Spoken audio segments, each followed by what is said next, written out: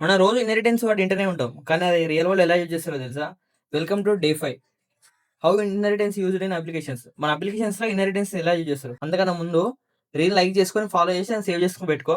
నీకు future use అయితది. First inheritance అంటే ఏం లేదు. Acquiring parent properties. ఇప్పుడు నాకాడ ఏ కాడ కొన్ని ప్రాపర్టీస్ ఉంటే అది బి అక్వైర్ చేసుకుంటది.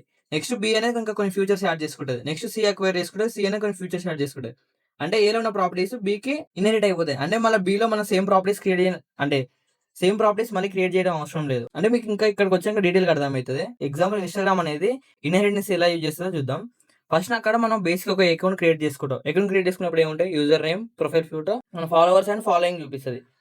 తర్వాత ఎప్పుడైతే నువ్వు మన అకౌంట్‌ని ప్రొఫెషనల్‌గా మార్చుకున్నావనుకో, ప్రొఫెషనల్ క్రియేటర్ అకౌంట్ మార్చుకుంటే నీకు కొన్ని వస్తాయి.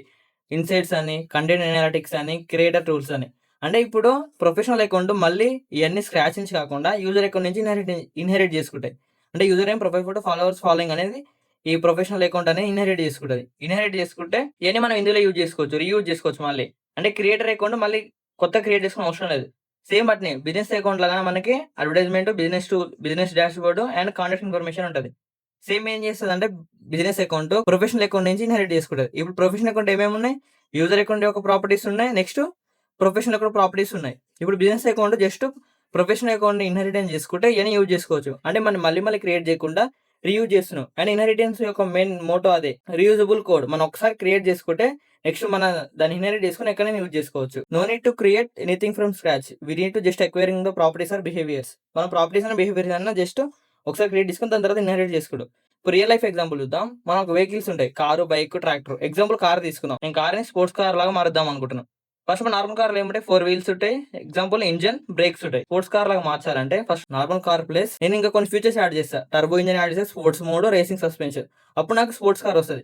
నేను స్పోర్ట్స్ కార్‌ని మళ్ళీ స్క్రాచ్ నుంచి కాకుండా జస్ట్ నార్మల్ కార్‌ని ఇన్‌హెరిట్ చేసుకొని కొత్త ఫీచర్స్ యాడ్ చేసిన. సో అప్పుడు అదేమైంది? స్పోర్ట్స్ కార్ అయింది.